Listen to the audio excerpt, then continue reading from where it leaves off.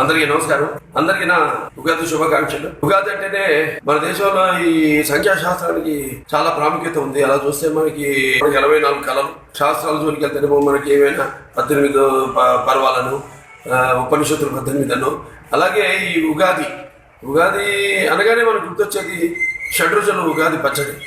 అంటే తీపి, పులుపు, వగరు, చేదు, ఉప్పు, కారం, ఈ యొక్క షడ్రుచుల యొక్క కలయికే ఉగాది.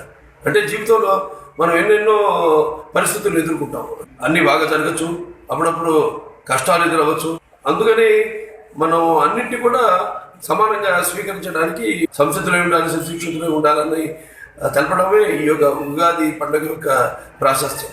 గతం మనం నెమరు వేసుకుని అందులో మనం అనుభవించిన అనుభవాలన్నింటినీ జీర్ణించుకుని, అలాగే వర్తమానంలో దానికి ఒక దిశానిర్దేశకత్వం ఏర్పరచుకొని ప్రణాళికలు రూపొందించుకొని భవిష్యత్తులో మనం ఒక లక్ష్యాన్ని ఏర్పరచుకొని ఆ లక్ష్యాన్ని చేరుకోవడమే ఈ ఉగాది పండుగ యొక్క ప్రాశస్త్యం.